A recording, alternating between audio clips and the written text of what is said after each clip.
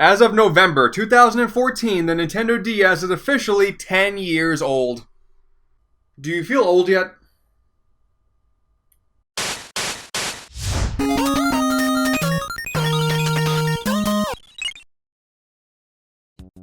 Today, we're going to be celebrating one of my favorite consoles of all time, the Nintendo DS. This console was able to show the world that games could be played on a touchscreen and be really, really good. And the amount of quality games this damn machine has, it's through the roof, it's insane. But it's kind of funny considering how really bad the launch lineup was. Sprung, a game where everyone scores. Oh my god. But that all changed once the sexier DS Lite came out and the floodgates opened. There are hundreds of games on this console, and coming up with a list of my top 10 favorite DS games, that was no easy feat. But without further ado, here's my top 10 favorite DS games. Just said that twice.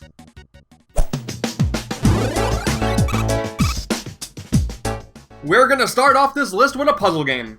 Oh, how thrilling. Picross 3D's gameplay is pretty simple. You got a cube made up of smaller cubes with numbers on the sides letting you know how many blocks need to remain, and it's up to you to remove what's unneeded. That's it, that's the entire game. But what makes the game so charming isn't just the hundreds of puzzles, which admittedly is a great selling point. It's that each one is a unique design that also has an adorable animation that you're rewarded with upon completion. Oh, you know what they say, when the bed starts a-rockin', you move on to the next puzzle. The DS has no short supply of puzzle games, but this one takes a spot on the list for being simple, addictive, and easy to come back to time and time again. But I really think I'm just a sucker for the animations. You got a cute little penguin, a satellite in space, I'm not even into... Oh, it's a Kodomatsu tree! Of course, that's my favorite kind of tree. Hey guys, what's a Kodomatsu tree? Nobody knows? Picross 3D. Now, if there's one thing that Picross 3D lacked, was teaching me how to become a better gentleman. That's where Professor Layton comes in. You see what I just did there? There were so many series that debuted on the DS, but it's possible that none other thrived more so than the top hat wearing, puzzle solving, Lego face looking Professor Layton. The DS is home to 4 games in the series, and each one has basically the same premise with a crazy story, crazier plot twists, and more puzzles than any normal person can handle. And each game is really, really good, albeit rarely changing things up with each installment, but my honors go to the third entry, Unwound Future. The puzzles aren't necessarily better, but the story is easily my favorite. We finally got to see a little bit of Layton's life before he became a professor, as well as trying to solve the mystery of a room that transports Layton and his apprentice Luke to a London of the future to help a Luke of the future. It all just makes for a really engaging story, even finishing off with an ending that is by far one of the saddest endings I've ever seen in a game. But hey, there's nothing wrong with tearing up at a video game story. After all, that's what a gentleman does. Pro tip, just say that at the end of every sentence. Sounds a whole lot cooler.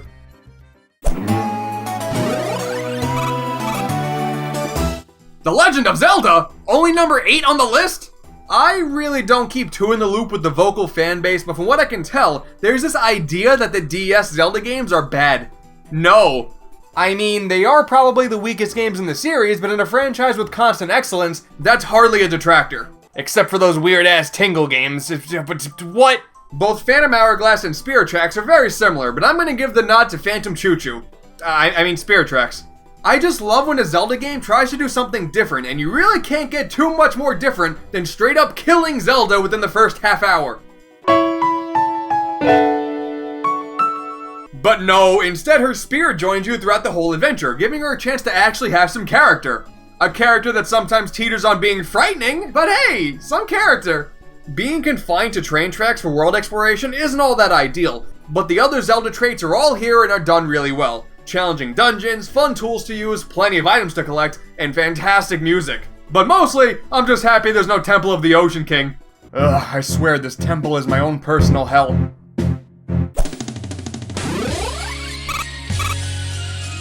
Rhythm games are pretty cool. Japan is occasionally out of their damn minds. Put them both together and what do you get?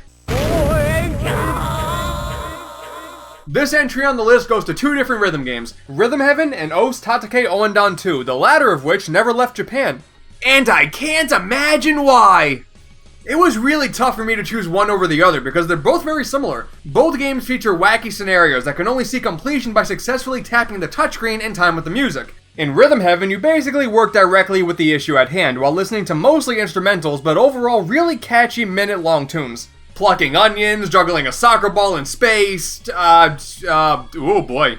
And then in Owendon, no matter what problem someone is facing, the only thing that could save the day is a trio of cheerleaders dancing to the power of incredibly catchy J-pop and J-rock. Oh, if only I had the self-confidence to sell these shoes to these aliens while I'm on their planet. Owendon! Sure would make video editing a whole lot easier if that were a reality. Owendon 2 gets the nod in terms of musical quality, but Rhythm Heaven gets the nod for its random quirkiness. I mean, really, what the heck is going on? If you're a fan of rhythm games, both are worth checking out for sure. I mean, unless you prefer listening to a cover of Avril Lavigne's Skater Boy and Elite Beat Agents. I mean, who doesn't, really?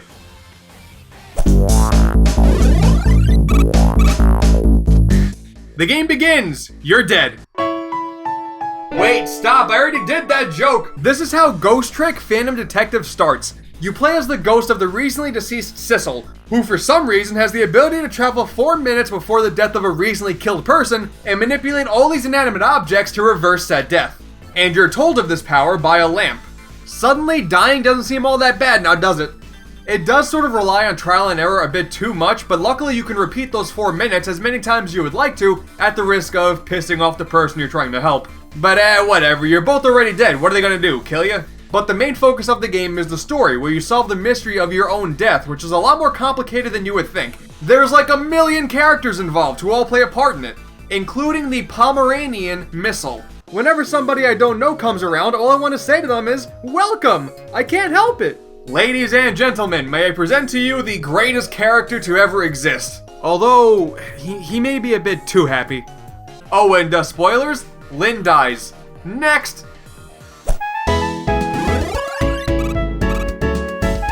Of course Pokemon was gonna be on the list. What are you, a Dunsparce?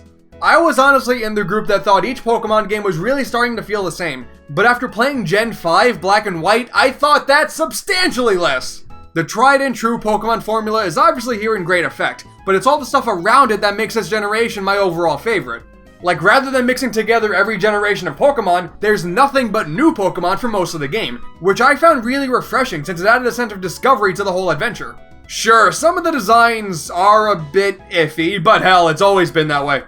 The story is actually pretty cool too, with the antagonists, Team Plasma, actually calling to question the ethics of training Pokemon, which made their motive a lot more believable than, hey, you got the Pokemon? We want the Pokemon. Oh no, blasting off again. Ting. And oh my god, it only took nearly 15 years, but the Pokemon finally animate. To this day, these are still my favorite games in the series, but it could also just be because the game basically takes place in New York, and as any New Yorker will tell you, that's enough to make something awesome.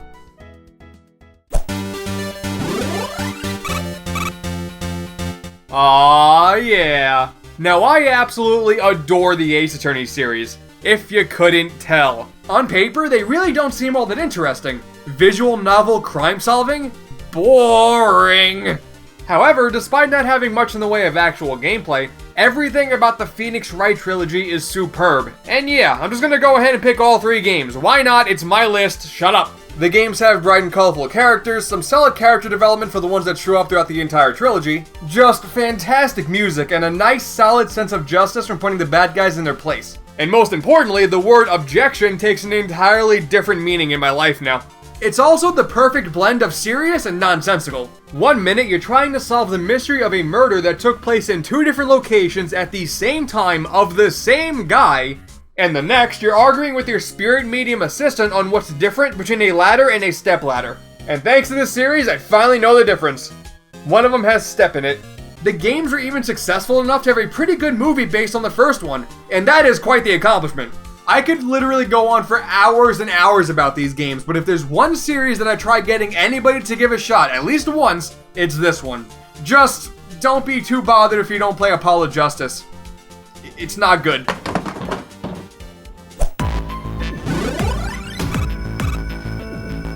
Sort of in the same vein of Ace Attorney, 9 Hours, 9 Persons, 9 Doors tells a story of 9 people trapped on a boat that are forced to cooperate and follow the orders of a mysterious voice, else they explode from a bomb planted inside of them. Yeah, it's just a bit twisted. This is another visual novel that does a fantastic job throwing you into a spooky atmosphere with its underwater setting, eerie soundtrack, and extremely diverse set of characters that really aren't all that trustworthy, but you kinda have to trust them anyway. But where the game truly shines is in the plot twists. The story features multiple endings, and at some point in the story, literally everybody dies a gruesome death. And no, that is not a spoiler. Each and every death comes completely out of nowhere, but it's not so crazy to where things don't eventually fall into place, in a climax that reveals a picture way bigger than anybody could ever anticipate. Honestly, some of the plot twists were so crazy, it actually kept me up at night. Multiple times. There is actual gameplay in this one in the form of escape the room puzzles, but the story is easily the main appeal. And also because of this, I can never look at gas masks the same way again.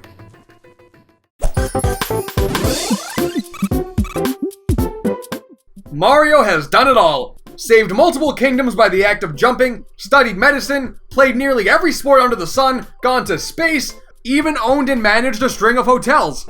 All toasters toast toast. Thanks, Mario. But just when you thought he's been everywhere, he adventures inside of Bowser. Ew. What I love about the Mario and Luigi series is that they don't really try to be this big adventure to save the day. They just focus on being really fun. Hell, the whole point of Bowser's inside story is that Bowser inhaled everything, so Mario and Luigi explore his insides while your partner manipulates Bowser to explore the main world. Now that is a story to an RPG if I ever heard one. But hey, we get to play as Bowser for the first time ever, and that is pretty awesome. You even get to use your soldiers for attacks in battle. I mean, you're practically killing them in the process, but hey, it's still really fun, and that's what's important.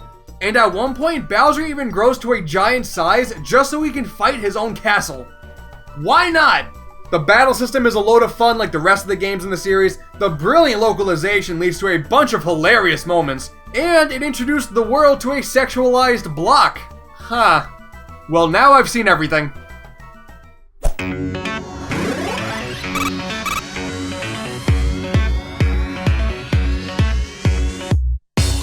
Best game on the Nintendo DS is quite the title to have. It can't just be a game that does everything well, but also makes good use of the DS itself. And I can think of no other game more worth that title than The World Ends With You.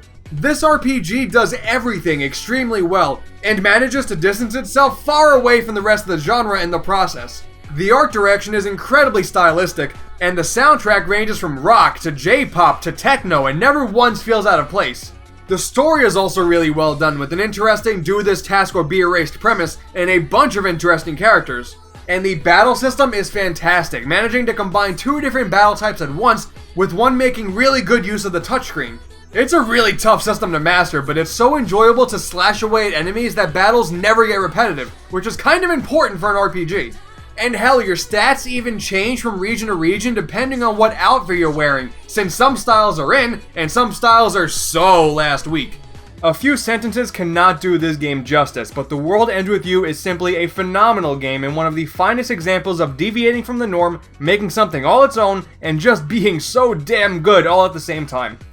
Now, if only Squeenix can get off their ass and make a sequel, the world would be a much better place. Now it's time to end the video. Thank you for watching. I got nothing else. Hey everyone, I want to thank you all for watching, and I hope you enjoyed my first top 10 list in quite a long damn time. The DS just has so many great games on it, I know I forgot a bunch, so let me know what some of your favorites are down in the comments below, I'd love to hear it. And while you're at it, be sure to toss me a like, because that would be really awesome of you, and also subscribe to keep up to date with new videos. You could also follow me on your favorite social network by clicking the links down below, and I would also like to take this time to thank my top Patreon supporters, Kodiak Polzer and Alex Downs. Thank you guys so much for the support. I would also like to thank my best bud Mike for helping out with the script. I think it came out much better thanks to his help, so yay Mike! With all that being said, I'm gonna go back and play some more The World Ends With You. The game it's just too damn good. Bye bye!